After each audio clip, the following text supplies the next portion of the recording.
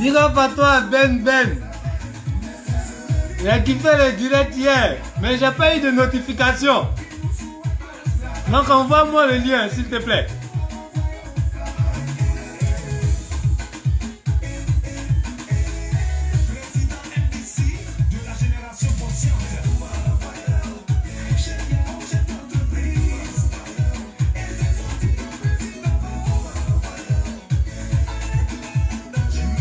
Ouais, Studio B, tu connais toujours.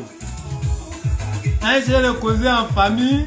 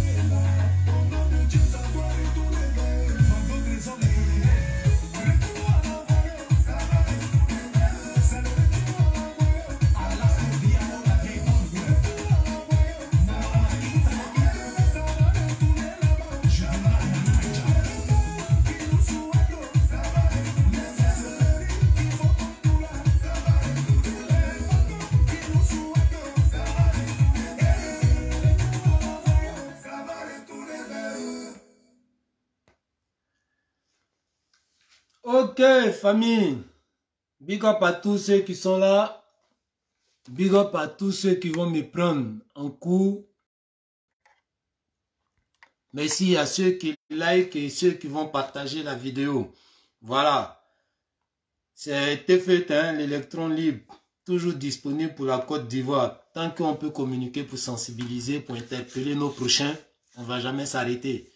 Voilà, donc c'est ça même la source de notre motivation, toujours tendre la main à notre prochain. Ça peut être par plusieurs manières d'interpeller, ça peut être hard, comme ça peut être voilà, doux, mais l'essentiel est que on puisse tendre la main à notre prochain et quelque part les emmener à comprendre ou voire même sauver des vies. C'est très important. Donc famille, c'est toujours le même sujet d'actualité. Désolé si je suis concentré peut-être sur la tablette pour me connecter. Mais je vais profiter pour partager parce qu'apparemment, souvent vous aussi là, vous êtes trop à djebber dans les partages. Ça ne coûte rien. Vous regardez même là, en même temps vous pouvez partager, mais il y a d'autres même là. On dirait eux, ils sont trop avares dans l'affaire de partage. Alors qu'on est là pour sensibiliser, pour éveiller les consciences, pour interpeller des frères, quel que soit leur bord politique, quelle que soit leur ethnie. De toute façon, c'est la Côte d'Ivoire qui gagne. Voilà. Donc, voilà, famille, je disais comme ça, c'est toujours le même sujet d'actualité par rapport à cette histoire de viol et tout. J'ai fait, on va dire, 2 émissions là-dessus, mais là, je pense que on doit interpeller un peu nos frères cyberactivistes et tout, parce que quelque part, lorsqu'on commence à confondre même, ou on se donne des étiquettes qui n'ont rien à voir avec voilà, cette histoire des cyber-militants, parce qu'à un moment donné, il faut qu'on arrive à faire aussi la part des choses. Ou on est cyber-militant, ou on est cyber-activiste. C'est 2 trucs qui sont très différents. Voilà.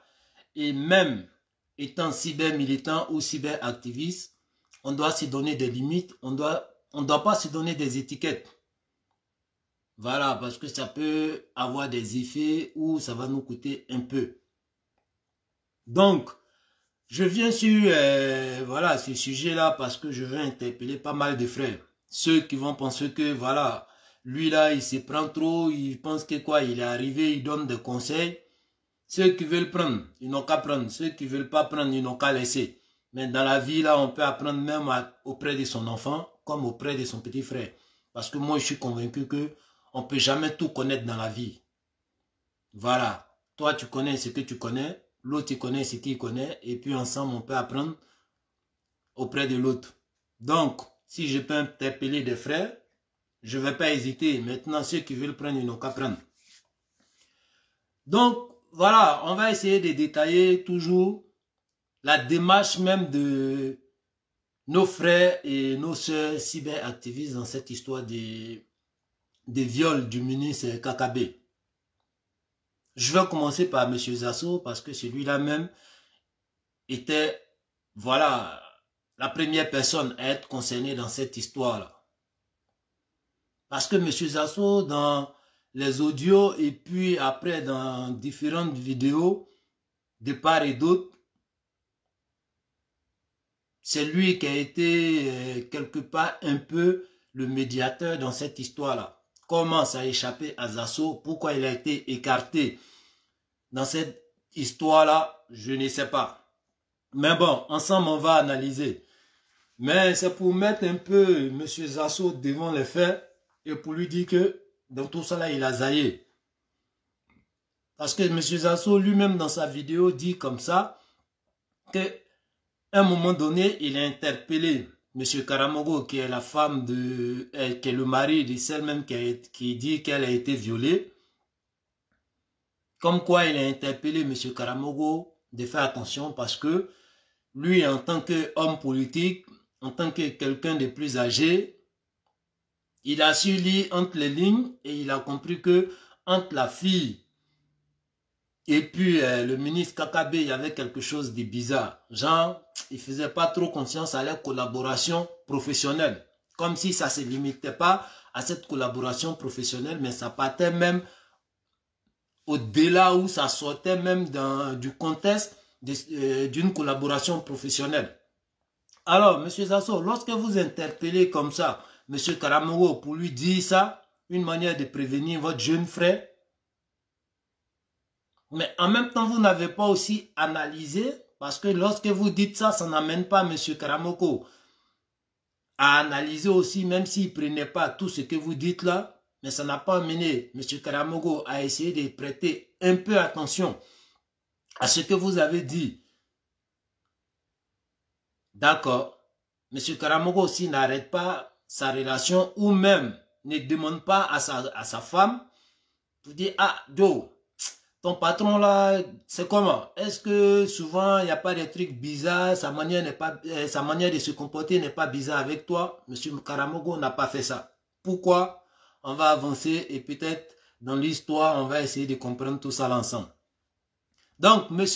Zasso aussi, après avoir dit ça à M. Karamogo qui n'interpelle pas sa femme, sachant très bien que il connaît même Kakabe bien avant ces deux personnes-là. Et aujourd'hui, avec le poste que ce monsieur-là occupe, il représente quelque part la Côte d'Ivoire parce qu'aujourd'hui, il y a des collègues ou il y a des amis en France ici qui vont dire « Yo, qu'est-ce que ça vous, vos ministres là, c'est des violeurs ». Donc, quelque part, il ne s'agit même pas seulement de Kakabe, mais il s'agit de la Côte d'Ivoire et de l'image même de la Côte d'Ivoire. Et au pays et à l'international. Donc, en tant que frère de Kakabe, pourquoi vous n'essayez pas de, voilà, un peu conseiller même votre grand frère, parce qu'on peut conseiller même son papa, parfois. Donc, en tant que petit frère, pourquoi vous interpellez pas un peu Kakabe pour lui dire que, bon, voilà, la fille, votre collaboratrice en question, l'homme qu'elle a présenté là n'est pas son manager, mais au contraire son mari. Et grand frère, il y a un truc qui se passe, je vois des signes entre vous, c'est ton grand frère. Bien avant qu'il soit ministre, je pense que vous connaissez et tout.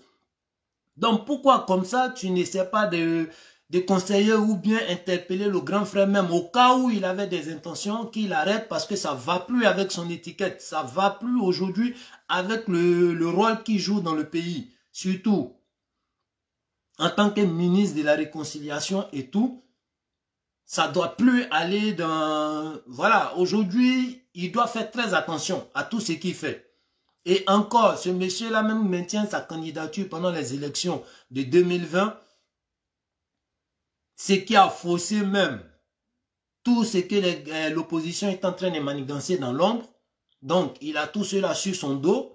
Et cette réconciliation même, où les acteurs que lui-même il doit réconcilier là, il y a des gens qui ne veulent pas jouer franc jeu, qui ont mis cette histoire de réconciliation là juste pour faire perdre le temps, sinon ils ne sont pas dans une gamme de réconciliation. Alors pourquoi tu n'interpelles pas comme ça à ton frère pour lui dire « Ah grand frère, fais attention parce que ça là c'est pas à faire ».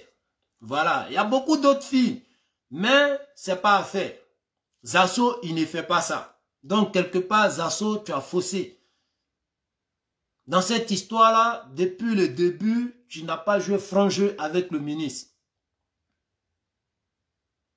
En tant que frère, en tant que militant qui défendait même ce gouvernement-là, tu n'as pas joué franc jeu. Donc, on poursuit. Maintenant, on revient sur le côté de M. Karamoko. M. Karamoko même, qui présente toujours celle-là comme, voilà, et il se présente comme le manager de la fille qui a été violée. Dans quel but? On se pose la question, et jusqu'à preuve du contraire. En France, ici, ça peut exister. Oui, et puis ça dépend. Mais par contre, en Afrique, lorsque tu t'es marié avec une femme, on suggère que vous devrez habiter dans la même maison. Mais comment ça se fait que la fille, elle a son appartement, toi tu as ton appartement, alors que vous dites que vous êtes mariés? Merci Dolos. Tu peux biper Zasso. Moi, il y a folle.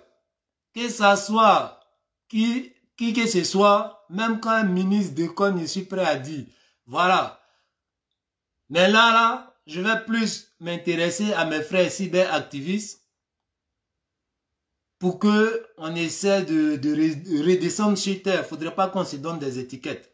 Voilà. Donc, M. Karamoko, comme ça, toi, c'est ta femme, mais vous n'habitez pas dans la même maison. Et que tu t'es toujours présenté comme le manager de celle-là même.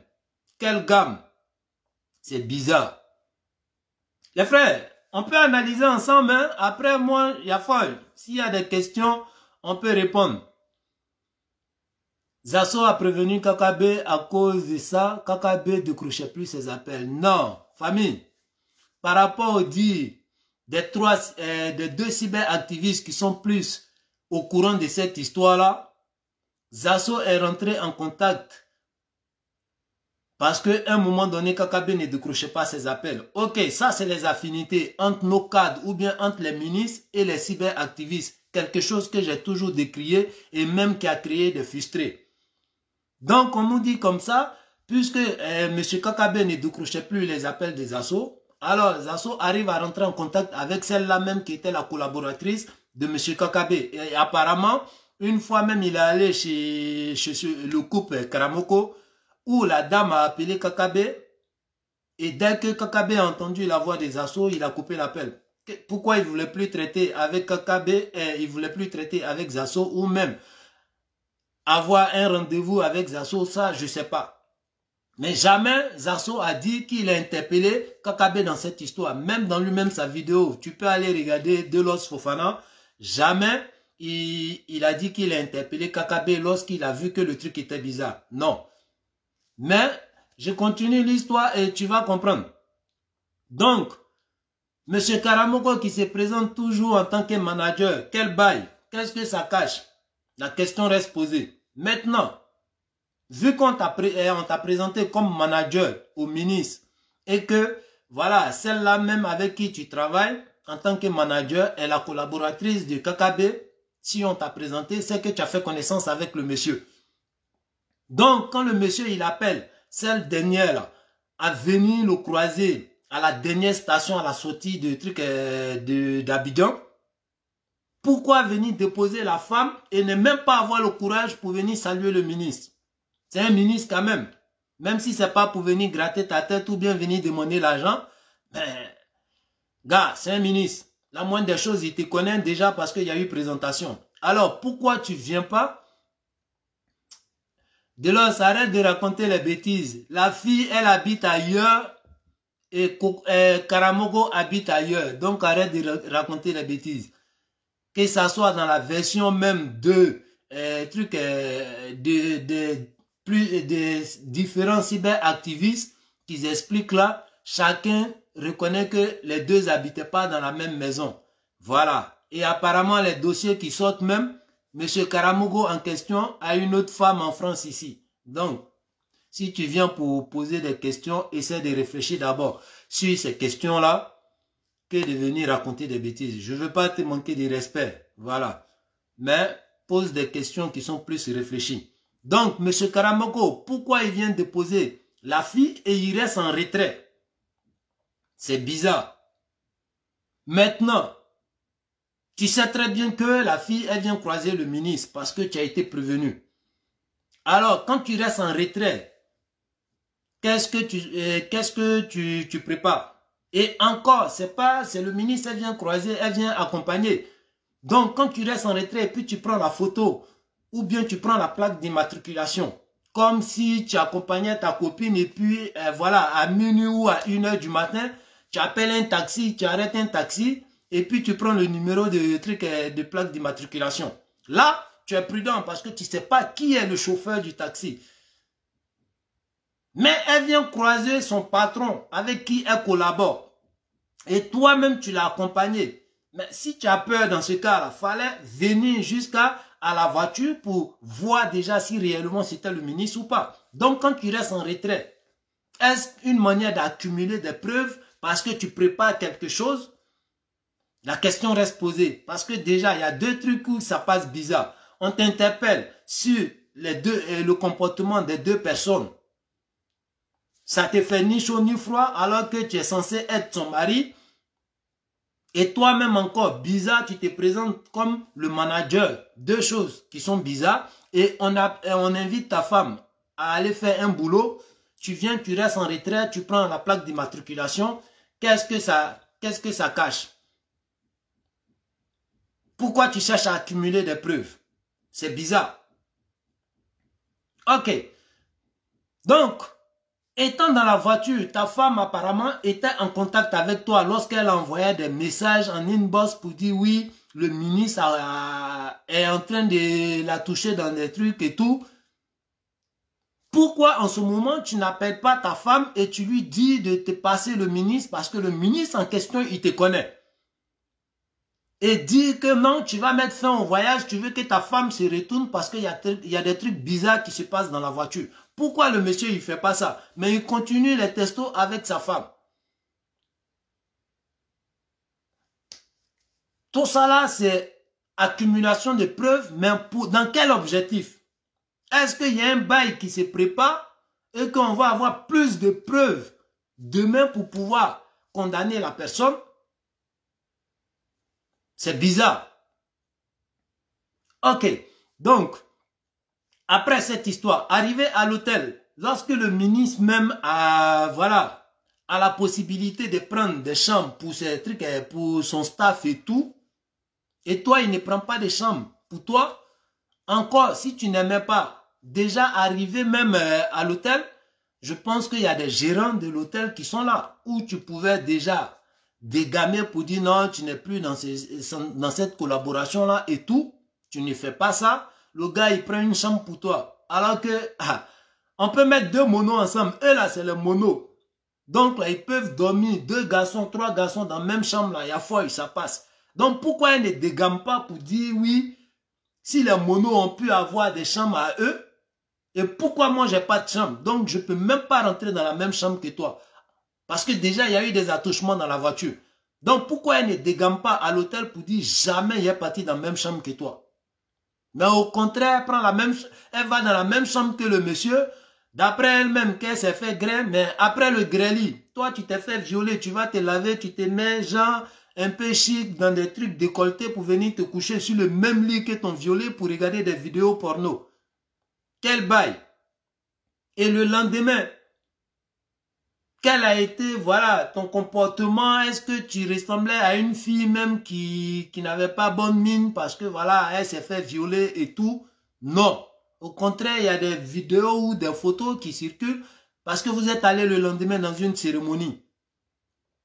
Bon, ça, c'est les histoires que j'ai déjà racontées dans mes premières vidéos. Mais moi, c'est toujours le comportement des cyberactivistes dans cette histoire-là que je viens souligner pour pouvoir interpeller les autres frères cyberactivistes. Il ne faudrait pas qu'on se donne des étiquettes. Et il faut qu'on descende sur terre.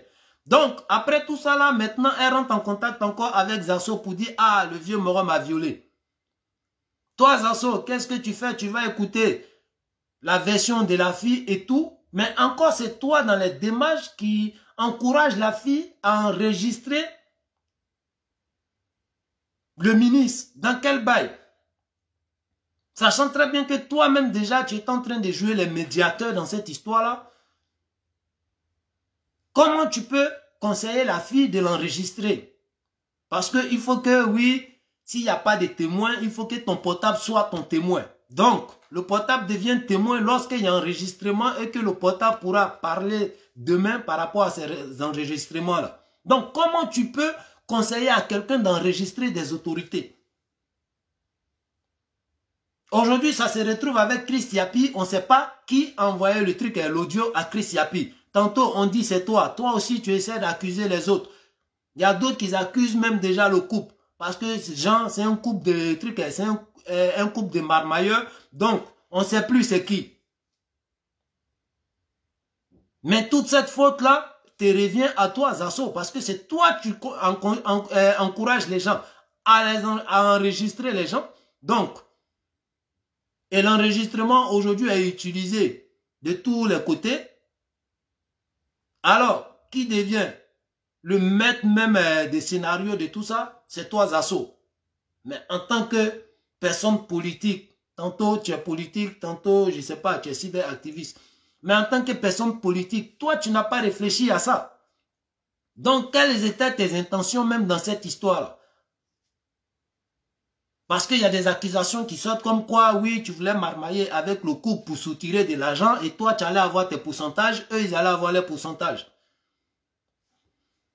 Est-ce que c'est faux? Est-ce que c'est vrai? Mais ton comportement a été bizarre dans cette histoire. Donc, pourquoi tu fais ça? On ne sait pas. Quelqu'un, toi, tu cherches à rentrer en contact avec lui parce qu'on t'a expliqué une histoire de viol. Pour toi, tu veux arranger la situation, mais en même temps, tu veux arranger la situation, tu dis aux gens de les enregistrer.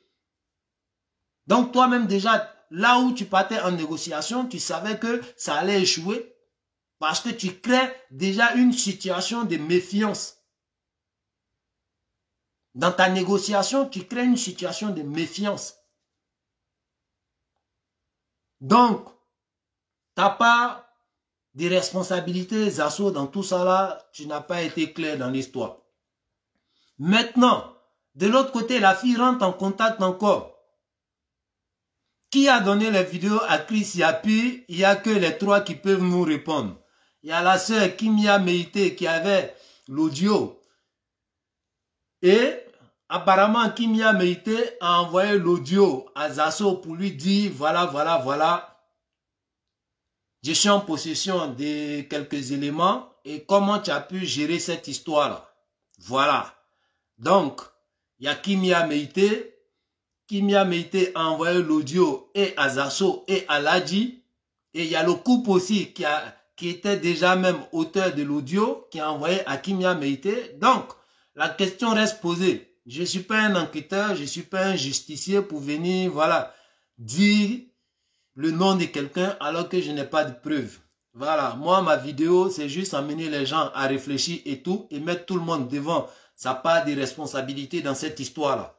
Et en tant que cyber-militant, je ne suis pas cyber-activiste, mais en tant que cyber-militant, il est de mon devoir aussi d'interpeller des frères cyber-militants, quels que soient les bords. Parce que j'ai aussi interpellé, dans la politique, j'ai interpellé des cyber-militants ou bien des cyber-activistes gore pour leur dire que la manière de communiquer n'était pas bonne. Si ça doit induire nos semblables en erreur et que ça peut brûler la Côte d'Ivoire, on peut faire la politique, mais vouloir sacrifier son prochain, non. Et j'ai toujours interpellé les gens dans ça, quels que soient les bords politiques. Donc maintenant, si le dossier se retrouve avec Chris Yapi, comme par hasard, je ne peux pas indexer quelqu'un. Mais je vais tous les mettre devant les parts de responsabilité. Voilà pourquoi j'assume aussi ce que je dis. Zasso a été faux dans cette histoire-là depuis le début. Du moment où il a eu le courage d'interpeller M. Karamoko sur des comportements entre la femme de M. Karamoko et M. Kakabe, alors pourquoi il n'a pas fait pareil, voire même demander au monsieur d'arrêter sa collaboration avec la fille? Parce que mine de rien, lui, il considère Kakabe comme son grand frère. Voilà. Donc, maintenant, la fille, elle rentre en contact avec Kimia Meite, comme ça, qui explique voilà ce qu'elle a subi et tout. Et cette dernière impulsion, et en tant que femme, Elle prend le truc sans même poser de vraies questions. Parce que ça aurait été moi à la place de Kimia, la dame même approche pour m'expliquer un fait. Et en plus, c'est un cadre du pays. Mais je vais essayer de poser pas mal de questions. De telle sorte que quand je prends le dossier à bras le corps, je vais à fond dedans parce que j'ai des preuves palpables. Et la fille, lorsqu'il y a eu plusieurs tentatives d'attouchement, jusqu'à il y a eu viol, d'après elle-même, pourquoi la fille a continué cette collaboration-là? Est-ce que c'est pas tenter le diable? Donc déjà, ça met un gros point d'interrogation sur l'histoire de la fille, ce qui va m'amener à creuser encore plus.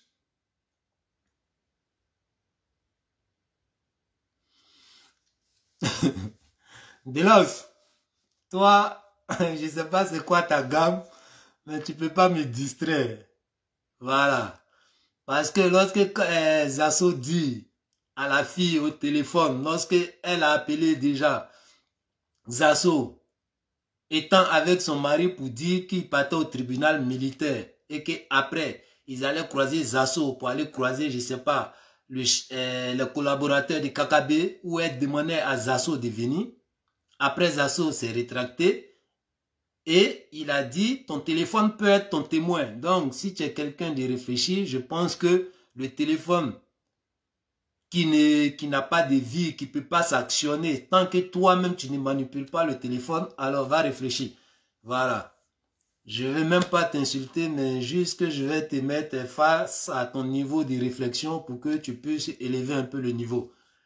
Donc, voilà. La dame rentre en contact avec Kimia Meïté et Kimia Meïté prend le dossier à bras le corps par impulsion. Et en tant que femme, je peux comprendre sa réaction. Dès qu'on parle de viol, voilà. Je peux comprendre sa réaction. Mais lorsque tu as de l'audience, lorsque tu peux influencer quelque chose parce que mine de rien aujourd'hui, tu es suivi. Donc, à partir même de ta communication, voilà, comme on constate aujourd'hui, à partir de ta communication, tu peux influencer pas mal de trucs dans cette histoire. Donc, pourquoi ne pas poser des vraies questions d'abord avant de prendre ce dossier-là à bras le corps? Il n'y a pas ça. Delos, au moins tu peux partager. Là, au moins tu seras utile. Parce que je prends la peine de répondre à tes questions. Donc, partage maintenant ceux peut-être qui sont du même avis que toi vont venir. Et peut-être qu'il y a d'autres qui seront convaincus par l'explication et qui pourront mieux t'expliquer. Voilà, au moins sois utile. Donc voilà, famille, elle ne pose pas les vraies questions ou elle pose les vraies questions, mais je pense que elle n'est pas allée trop au fond de l'histoire.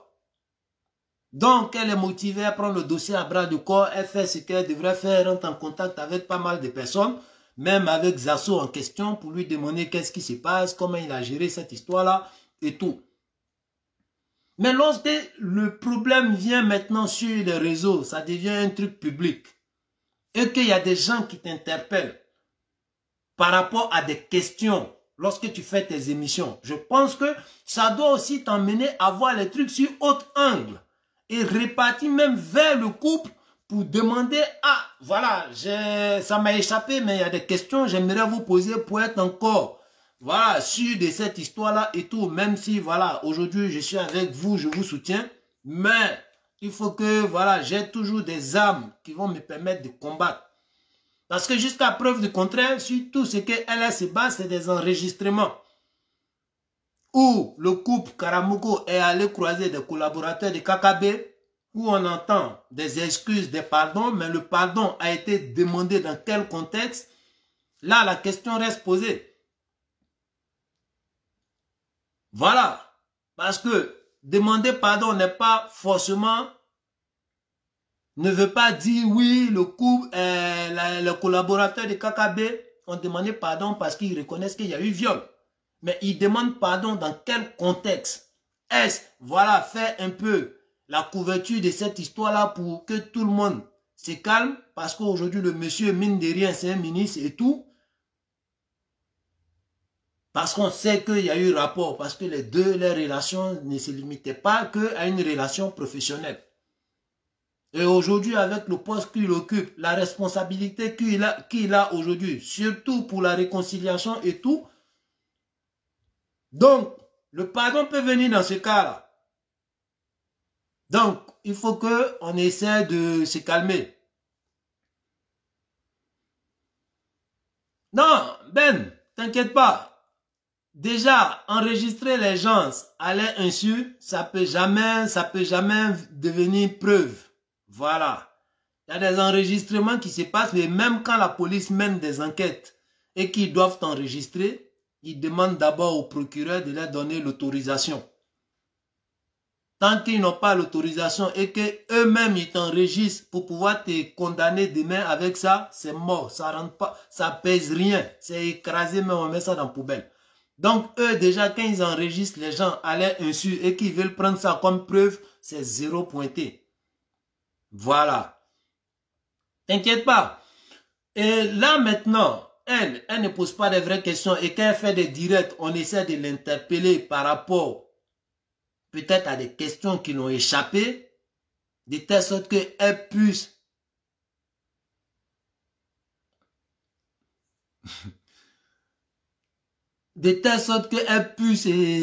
rentrer ou bien répartir même vers le couple Karamogo pour leur demander des questions peut-être qui l'ont échappé. Non, elle s'entête toujours et elle dit toujours, ouais, la violer, la violer. Donc la violer, ce qui veut dire il y a un violeur. Mais c'est quoi son entêtement au juste? La question reste posée. Pourquoi elle s'entête toujours? La violer, la violer. Quelles sont les preuves que tu as? Parce que jusqu'à preuve du contraire, tu n'es pas témoin oculaire dans cette histoire-là. Les témoins oculaires, le premier déjà, c'est le chauffeur de KKB. Parce qu'on sait, les ministres, ils ont des chauffeurs, ils n'ont pas, mais ce n'est pas des voitures avec des vitres satin à l'intérieur. Peut-être que c'est pour le président seulement qui est comme ça. Mais hormis ça, ils ont des balaises voitures, oui, mais il n'y a pas, voilà, des voitures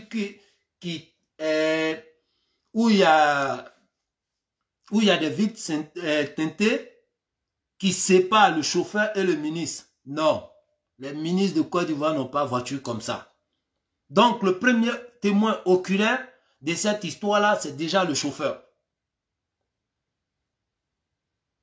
Même par rapport aux agissements, si elle repoussait encore KKB comme elle a expliqué la première fois où le monsieur a tenté de la toucher là. Donc dans la voiture, s'il y a ces attouchements là, encore devant le chauffeur, qu'elle a résisté, alors le chauffeur pourra témoigner.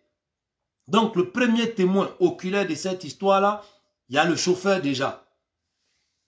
Et après, il y a quelques témoins oculaires qui rentrent en ligne de compte. Il y a les gardes corps.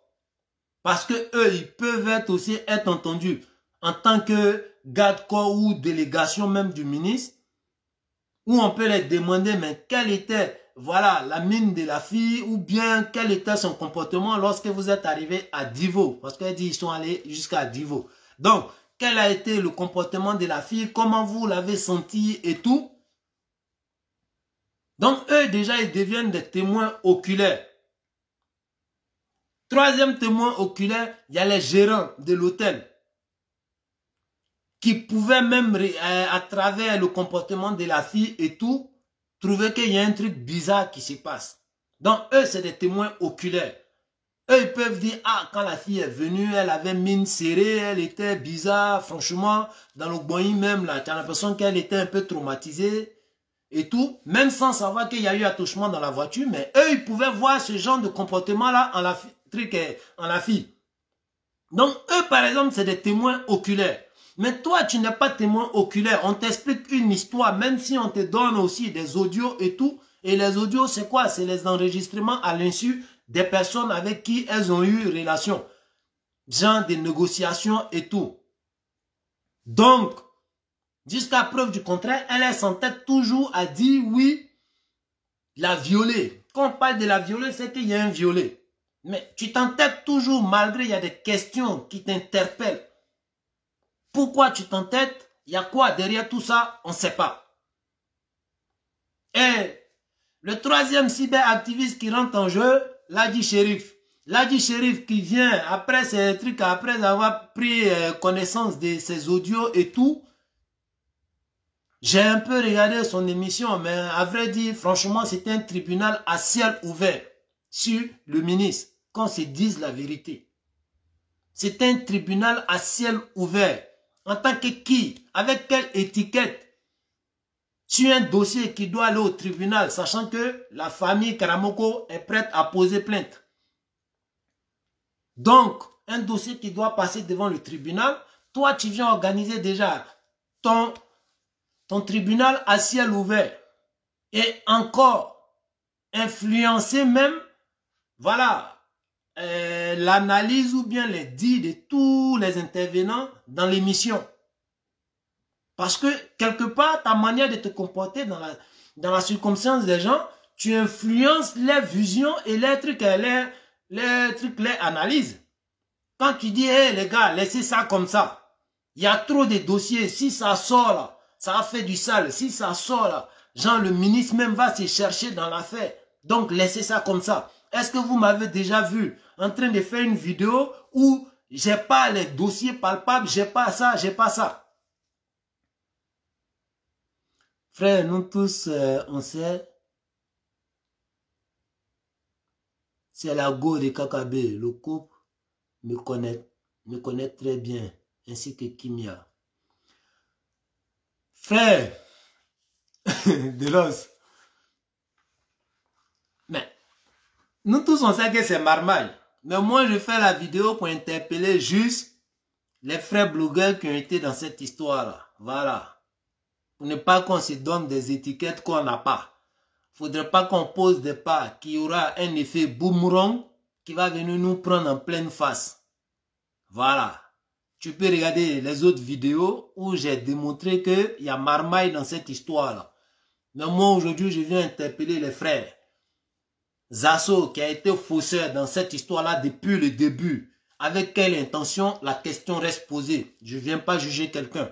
Kimia Meïté qui a des enregistrements et qui a pris contact avec la famille, où la famille a expliqué tout ce qui se passe. Est-ce qu'il y a des questions qui l'ont échappé? Et encore, quand elle s'est fait interpeller par des auditeurs ou par des gens, des commentateurs sur son direct, par des questions qui peuvent même aussi l'emmener à se ressaisir dans cette histoire-là et aller encore vers la famille Karamoko pour leur poser pas mal de questions. Mais elle s'entête toujours à mettre la fille dans la classe d'une femme violée. Alors s'il y a une femme violée, c'est qu'il y a un violeur. Et quand tu prends parti pour la violer, alors tu es prêt à condamner le violeur. C'est clair. Mais en tant que qui? Et ce que tu as, est-ce que tu es calé dans le domaine juridique pour pouvoir prendre parti et condamner quelqu'un?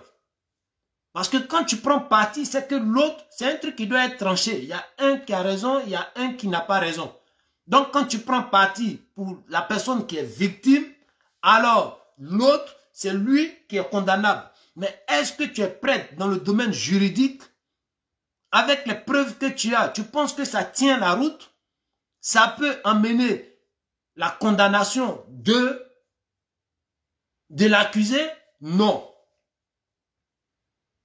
Parce que les preuves que tu as, c'est déjà des preuves qui ont été, voilà, que la femme a eu de façon maladroite. Et donc, c'est de la triche. La justice ne peut pas se baser sur ça. Si le monsieur a les vrais avocats, ils peuvent écraser tous ces enregistrements-là. Et demain, tu prends quoi comme preuve pour condamner le monsieur? Donc, lorsqu'on l'interpelle,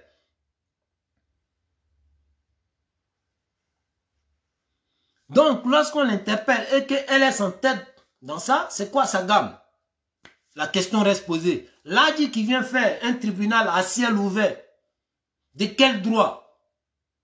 Il est cyber-militant, il n'est pas cyber-activiste. Alors, c'est quoi le rôle d'un cyber-militant?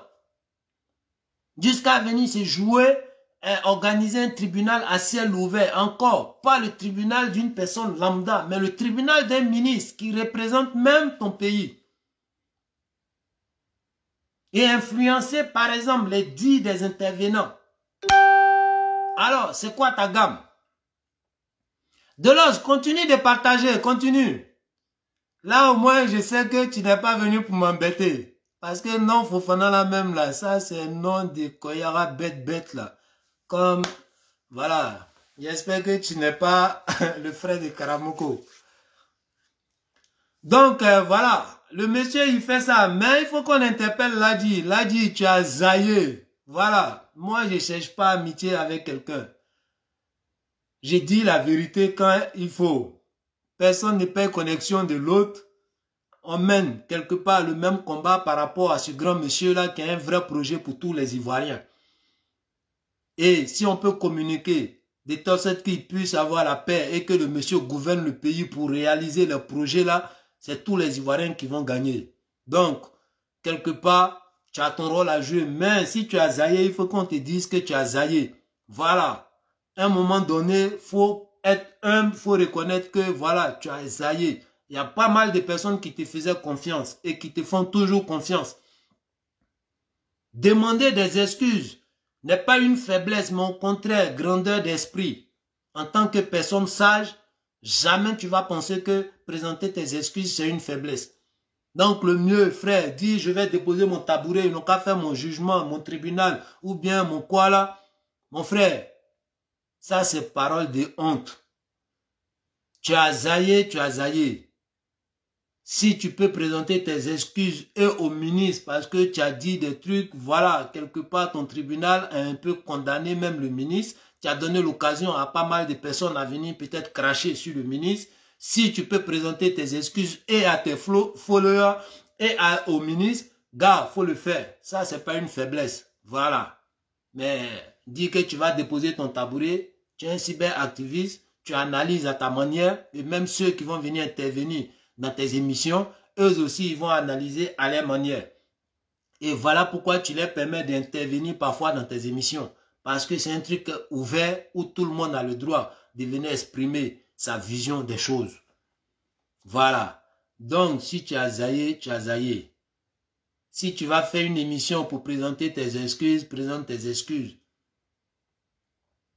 Maintenant, chacun cherche à se justifier. Non, c'est Zasso, non, c'est Kimia, non, c'est truc, c'est Ladji Shérif.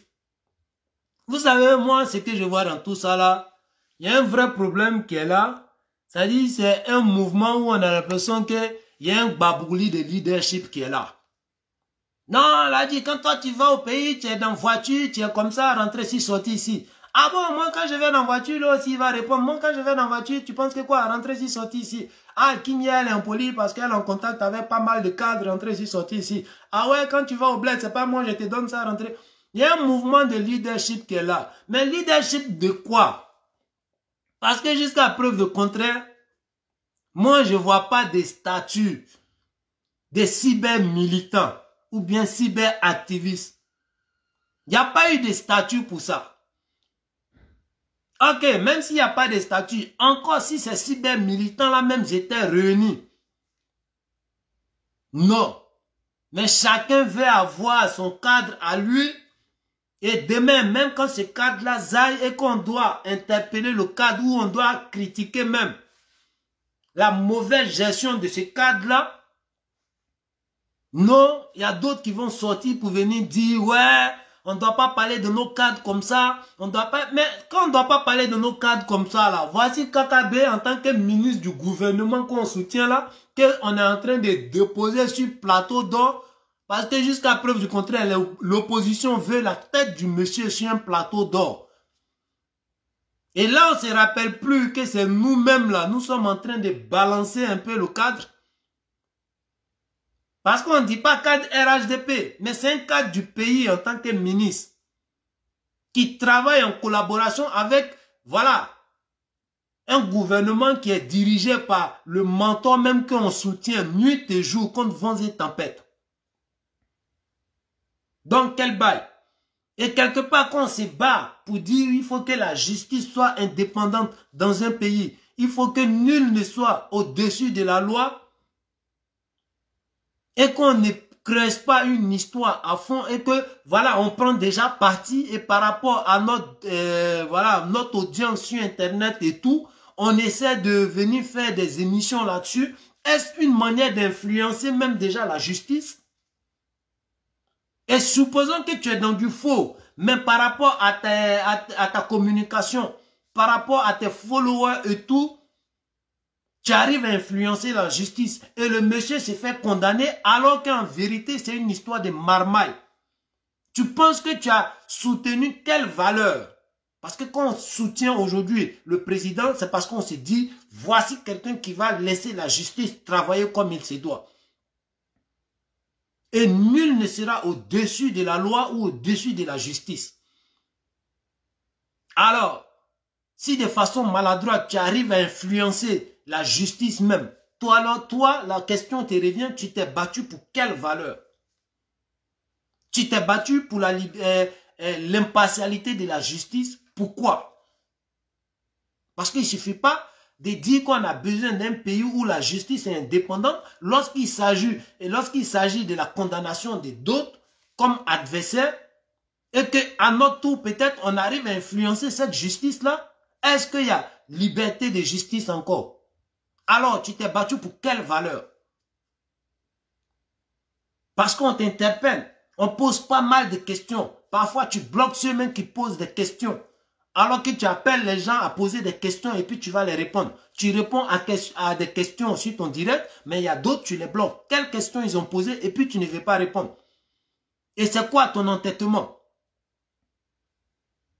Voilà. Maintenant, s'il y a un truc de haine entre les trois, moi, ça, c'est pas mon problème. C'est des grandes personnes. Mais nous, on a toujours interpellé les cadres et les ministres avec les trucs, avec les liens et avec des cyberactivistes qui a même créé des frustrés et tout. Je ne fais pas partie des frustrés. Je sais quel combat je mène. Donc, voilà. Mais par contre, si on se bat pour des valeurs et qu'il y a d'autres, peut-être par rapport à leur vue ou par rapport à leur audience aujourd'hui, se permettent de se donner des étiquettes, on doit les rappeler. Aujourd'hui, il y a la sœur Succès qui est en prison parce que quelque part, elle s'est laissée emporter par une communication. Et peut-être le nombre de vues qui lui a monté par la tête sans vouloir la juger ici. Mais qui a commis une erreur, elle est en train de payer aujourd'hui. On demande pardon jusqu'à preuve du compte, jusqu'à demain au gouvernement de pouvoir la libérer. Parce qu'elle a été induite en erreur. Alors, s'il y a d'autres aussi qui vont venir dire et qui vont mener des actions qui vont encore peut-être leur coûter cher, et demain c'est pour dire qu'on a travaillé pour ce parti-là, et c'est un parti qui est ingrat, c'est des gens qui ne prennent pas soin de leurs trucs et de leurs militants, et si c'est les opposants, on peut eux les libérer, eux ils peuvent dire tout, mais nous, on nous met en prison dès qu'il y a un truc. Non, il ne faudrait pas que demain on vienne dire ce genre de trucs-là. Donc s'il y a lieu de les interpeller, on peut les interpeller parce que mine de rien, les démarches dans ça là, et Zasso, et Ladi Shérif, et Kimia, bah, ils peuvent être entendus devant le tribunal et même ils peuvent, on peut, voilà, un peu convertir même les démarches et ça peut être des délits. Voilà, dans cette histoire-là, les démarches déjà, ça peut interpréter pas mal de choses et demain ils peuvent avoir des chefs d'accusation par rapport à ça. Parce que quand tu entends par exemple des cyberactivistes dire « Oui, Zasso, comment ça se fait que toi tu avais ce genre de dossier-là et au lieu de nous appeler pour nous dire « Voilà les gars, il y a tel dossier qui est là », mais le cyberactiviste maintenant ou bien le cybermilitant, il se donne quelle étiquette? Par rapport au nombre de vues, même quand il y a un dossier de viol, Il faut qu'on appelle, ah les gars, il y a un son, hein, comme si c'était les soroïstes. Les gars, vous êtes cyber militants d'un parti qui est sérieux, vous n'allez pas vous comporter comme des soroïstes. Genre, ouais les gars, il y a un son qui est là, hein, donc là, voilà, voilà. Ah, il paraît qu'il y a tel ministre qui a fait ça, il paraît qu'il y a tel ministre qui a fait ça. Et c'est dans cette situation-là, vous allez dire, ah, il y a telle situation, il y a tel dossier, pourquoi on ne vous a pas dit? Mais si on vous dit, est-ce que vous êtes des justiciers? Est-ce que vous travaillez au barreau? Donc si on vous disait, qu'est-ce que vous allez faire? Il faut qu'à un moment donné, les cyberactivistes, là, on essaie de se ressaisir, on essaie de descendre sur terre. Ceux qui veulent m'écouter, ils n'ont qu'à écouter. Ceux qui ne veulent pas écouter, ça c'est leur problème. Mais vous restez dans votre délire, demain ne dites pas aussi que, voilà, si la justice se retourne contre vous par rapport à des démarches que vous avez entreprises, qui dépassent vos compétences, ne venez pas dire que, voilà, je me suis battu pour telle valeur et aujourd'hui c'est moi qui suis en train de payer les factures. Non. C'est dans un monde virtuel. Aujourd'hui on a de l'influence. Chacun a ses cotes à lui. Ceux qui ont les 200 000 vues, ceux qui ont les 3 vues, chacun essaie d'apporter sa pierre à l'édifice. Chacun essaie d'étendre ou éveiller son semblable de telle sorte que la Côte d'Ivoire gagne. Parce qu'on parle de la cohésion sociale. On parle de la paix en Côte d'Ivoire. On parle de trucs de bonne gouvernance en Côte d'Ivoire.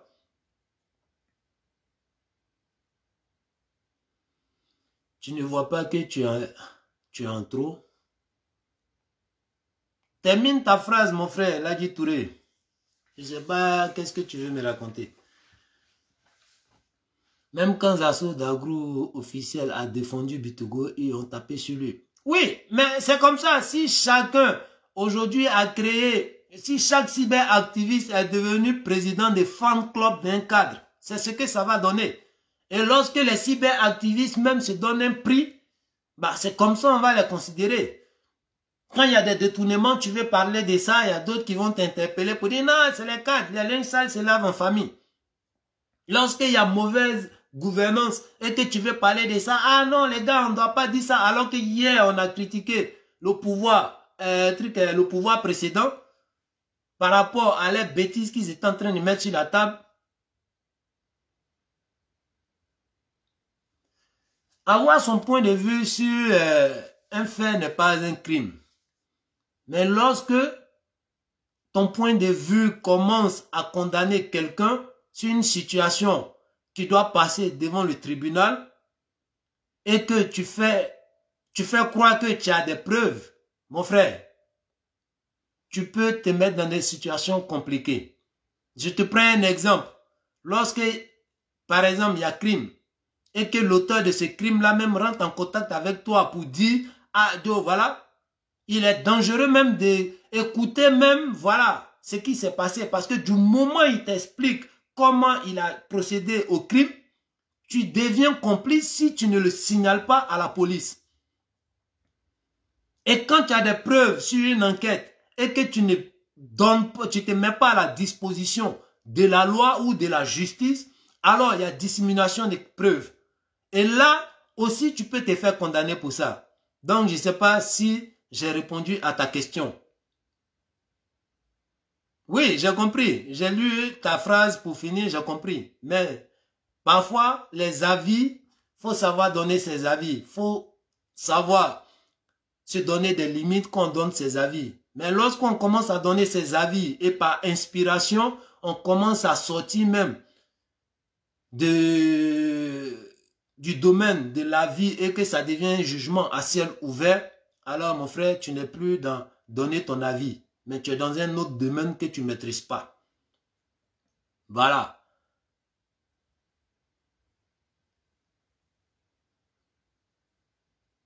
Donc, famille, voilà un peu ça. Il faut que les cyberactivistes, on essaie de se ressaisir. On est cyber-militant, on n'est pas cyberactiviste. Et je veux interpeller un peu, il y a une organisation de trucs de droits des femmes, apparemment qui veut accompagner aussi la femme dans sa démarche. C'est bien. On a besoin des organismes qui peuvent défendre les femmes de façon, voilà, motivée. Mais quand même, je vais les interpeller. Parce que là, on parle de marmaille, dans cette histoire-là, on parle de manipulation, où il y a le nom de Sorogium qui sort dedans, il y a le nom de Chris Yapi qui sort dedans. Et comme par hasard, il y a une association maintenant des droits des femmes qui sort. Je ne connaissais pas cette association-là, ou bien ce groupe-là avant. Mais je ne sais pas d'où l'association sort pour venir soutenir la femme. Alors que on interpelle aujourd'hui, où on condamne même Simone Gbagbo d'avoir béni le viol des femmes à l'école de police. Mais il n'y a pas de vieux dossier dans la justice, chers frères et sœurs. Il n'y a pas de vieux dossier. Lorsque il y a un nouveau policier qui vient ou un nouveau lieutenant qui vient, il peut aller regarder dans les archives de la police pour sortir un dossier qui n'a pas été résolu, et lorsqu'il arrive à résoudre ce truc-là, il peut avoir des promotions. Mais jusqu'à preuve de contraire, on a toujours parlé, voilà, des femmes qui ont été violées à l'école de police, qui a été bénie même par celle-là même qui était la première dame à l'époque. Pourquoi vous ne prenez pas ce dossier-là à bras le corps? Parce que ce dossier-là, ça peut être vite traité. Puisque chaque policier qui est de garde, le jour et la date, c'est enregistré dans la police. Dans les trucs, dans les documents de la police. Parce que dans la police ou dans la gendarmerie, sinon dans l'armée même, tous ceux qui sont des gardes viennent se faire enregistrer. Voilà pourquoi tout le monde ne travaille pas en même temps. Donc ceux qui étaient des gardes, où il y a eu viol la nuit là, on doit les interpeller et on doit les entendre. Mais un dossier qui est si facile à gérer, où on peut reconnaître même les auteurs ou les témoins oculaires de cette situation-là, jamais une association est sortie de nulle part pour venir prendre ce dossier-là à bras le corps. Je ne me base pas seulement sur cette histoire de femmes qui ont été violées pour venir dire oui, comme c'est les femmes du RDA ou c'est les femmes du LA. Non, parce que jusqu'à aujourd'hui, il y a des viols en Côte d'Ivoire. Mais ces personnes-là, de façon isolées, n'ont pas le courage de sortir pour venir dire qu'elles ont été violées. Et ces personnes-là, parfois, restent en retrait avec les traumatismes. Donc, l'association ne peut pas connaître toutes ces femmes-là. Mais voici un lot de viols. C'est-à-dire, ce n'est même pas une personne de façon isolée. Mais un groupe de femmes s'est fait violer. Et jusqu'à demain, on parle toujours de ça. Pourquoi cette association-là ne vient pas prendre ce dossier-là à bras le corps pour défendre l'émancipation et le droit des femmes? Pour rendre justice, pour que ces femmes-là, à travers cette justice-là, au moins un temps de répit ou un temps de ouf, enfin. Pourquoi cette association-là ne fait pas ça? Et maintenant, quand on parle de Sorogium, on parle de Chris Yapi, on parle de Marmaille, de ce couple-là, il y a une association qui vient prendre le dossier à bras le corps. Ok, vous êtes les bienvenus. On espère que vous allez accompagner la femme et que la justice va trancher dans cette histoire-là. Nous tous, on veut connaître la justice. Mais par contre, après ce dossier-là, il y a un dossier qui a besoin d'être, voilà, élucidé. Donc, j'espère que vous allez avoir aussi le courage ou bien la détermination et le bon sens même de prendre aussi ce dossier-là des archives pour que on puisse connaître la lumière sur tous ces policiers qui ont sali ce corps noble-là à travers ce viol. Parce que ça soit les militaires, que ça soit la gendarmerie, que ça soit la police, c'est un corps qui est noble. C'est un corps qui a prêté serment de jurer. C'est un corps qui a prêté serment de protéger toute vie qui se trouve en Côte d'Ivoire, qui a eu une formation et qui a eu des valeurs en tant que, voilà, en tant que corps habillé. Donc, les brebis galeuses qui ont essayé de salir ce corps-là, ou bien l'uniforme même de ce corps-là à travers les viols, je pense qu'ils doivent payer pour leur prix. Parce qu'ils ne font pas honneur à leurs collègues. Je ne veux même pas parler du serment même qu'ils ont prêté avant de porter, voilà, avant de commencer à travailler. Bah, s'il te fait, j'avais été bloqué. Non, mon cher frère éclaireur, t'inquiète pas. Tu sais que même quand tu viens à la dernière minute, déjà voir ton nom sur mon direct, ça me va droit au cœur. Et ça ne fait que me booster. Rester droit dans mes bottes parce que je sais que je suis avec un frère qui est vrai, un vrai combattant. Quelqu'un qui ne se donne pas un prix, mais qui se met au service de tous les Ivoiriens. Alors, big up à toi, mon frère. Donc, voilà un peu ce que j'avais à dire, chers frères et sœurs, sur ce direct-là. Interpeller nos frères cyber-militants de se ressaisir. Ils sont cyber-militants, ils ne sont pas cyber-activistes. Et même étant cyber-activistes, ils doivent se donner des limites. Ils ne doivent pas se donner des étiquettes. Et quand il s'agit d'un dossier juridique, on doit faire attention à tout ce qu'on pose comme action parce que ça risque de nous revenir en pleine face. Voilà. Bonsoir Karida Danyogo. Mohamed Kamara, salut à toi. Et ma très chère Mao, Madame Blanc, mes respects les plus, mes considérations les plus distinguées. Tu es une femme combattante et bien des choses à Monsieur Blanc. Donc voilà, chers frères et sœurs, c'était un peu ma petite vidéo pour amener tout le monde à réfléchir, voir les choses sur différents angles, parce que lorsqu'il y a un problème, il ne faut pas te limiter seulement à la version d'une seule personne. Et quand on parle de justice, on parle de reculer pour analyser les choses. Voilà pourquoi dans un jugement, on écoute les deux versions, on prend la peine de reculer ou bien de se retirer pour être dans ce corps neutre-là, pour analyser le pour et le contre de chaque chose, pour sortir des vraies questions, ou bien pour avoir la réponse des vraies questions dans ce problème-là, avant de venir donner, voilà, verdict et condamner le coupable. Puisque quand chacun explique sa version, quelque part, l'émotion nous amène à nous mettre dans la peau de la personne pour ressentir un peu ce que la personne a vécu. Et à partir de ce moment, on n'est plus le corps neutre. Et quand l'autre partie aussi vient expliquer, on essaie de se mettre dans la peau de l'autre partie aussi pour ressentir un peu comment il a été, voilà, il s'est ressenti. Et c'est après les deux versions où on s'est retrouvé dans le corps de chacun pour essayer d'exprimer et vivre même la scène.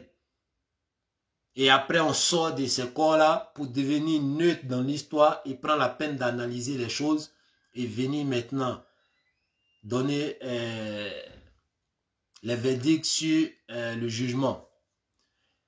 Donc voilà, chers frères, cyberactivistes, ceux qui veulent prendre, ils n'ont qu'à prendre. Ne regardez pas pour dire oui, c'est votre petit frère, il est mal placé pour nous conseiller, ou bien Jean, lui là même, là, il est impoli, donc il raconte rien de bon. Ceux qui veulent prendre n'ont qu'à prendre.